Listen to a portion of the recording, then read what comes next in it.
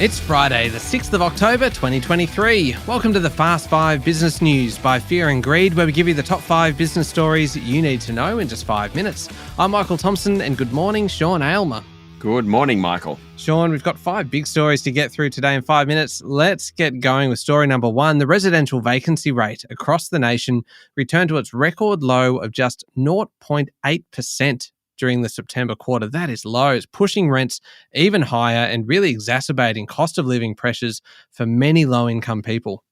Data from Domain Group shows that vacancy rates slumped to their lowest ever levels in Sydney and Perth of 0.9% and 0.3% respectively. Melbourne, Brisbane, Adelaide and Darwin are all at below 1%. The vacancy rate hit a record low in April, then improved slightly, but a lack of supply in the market has seen things tighten up again. The bad news, according to Nicola Powell, Domain's Chief of Research and Economics, is that hundreds of thousands of dwellings are needed to maintain a balance between supply and demand. And since that's not going to happen soon, rents are likely to keep rising. During the quarter, house rents jumped to record highs across many capital cities, with Melbourne prices up nearly 6%, followed by Perth at 3.4% and Sydney at nearly 3%. Yeah, and Sean, it's even worse in the apartment market. It is. House rents rose 13% year on year. Apartment rents jumped 25%. Incredible. In some localities, rents were up by much more. In Melbourne CBD and inner city Carlton, unit rents jumped by not far off 40% for the 12 months to the end of September. In Sydney, rents in the suburb of Hillsdale in the city's east jumped more than 40%, while St Leonard's on the North Shore was up by 35%. The good news, if there is any, is that the pace of rises seems to have peaked. Not much can be done in the short term. Domain's Powell says around 500,000 extra rentals are needed nationwide right now for the vacancy rate to shift towards 2.5%, which is where supply and demand balances out. It certainly puts upward pressure on house prices, which also doesn't help renters wanting to get into the market. Yeah, indeed. All right, on to story number 2 now. And with the voice referendum just a week away, Prime Minister Anthony Albanese was in Brisbane yesterday campaigning for the voice and asking voters to look at the question and vote on that basis. Albanese said Australia is the only former colony in the world that does not acknowledge its first peoples, and it's time to do so. Cape York leader and Yes supporter Noel Pearson said an Indigenous voice was a structural solution that would improve key outcomes such as high school graduation rates. Meanwhile, former Liberal Prime Minister Tony Abbott yesterday was out and about putting forward the no case. He told the ABC that the proposal would further entrench separatism in the country, which has bedeviled Aboriginal policy since the days of Gough Whitlam. Story number 3, Sean. Commonwealth Bank has long been the gorilla in the highly profitable home lending market, but in recent months it's been losing market share. And that could actually be good news for borrowers if the country's largest bank becomes more competitive.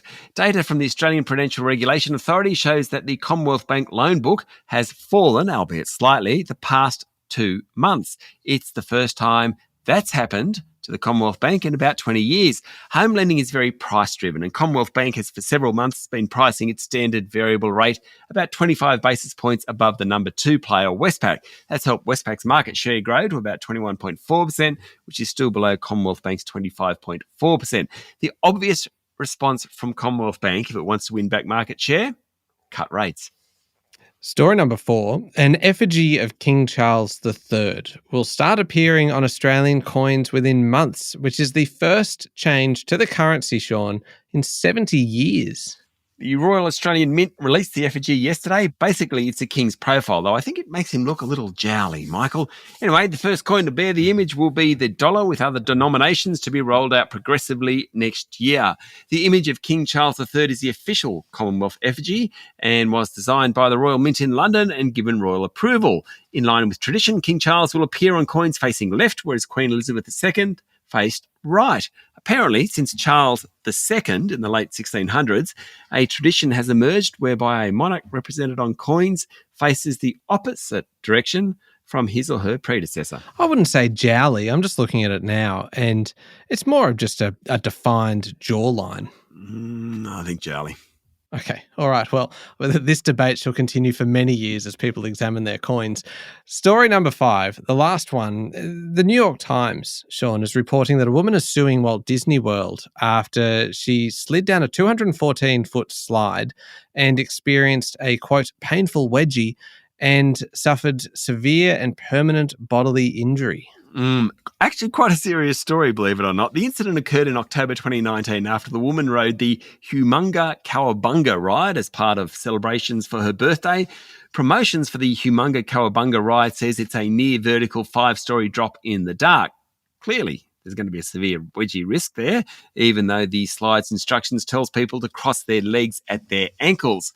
According to the allegation, the force of the ride meant the woman couldn't keep her ankles crossed. The impact of the slide and her impact into the standing water at the bottom of the slide caused her clothing to be painfully forced between her legs and for water to be violently forced inside her. Now, the woman was hurt, was taken to hospital by ambulance and suffered gynecological injuries, so her claims aren't frivolous. The lawsuit is seeking at least $50,000 in damages and accuses Walt Disney Parks and Resorts of negligence. All right, there we go. The top 5 business stories in 5 minutes. Thank you very much, Sean. Thank you, Michael.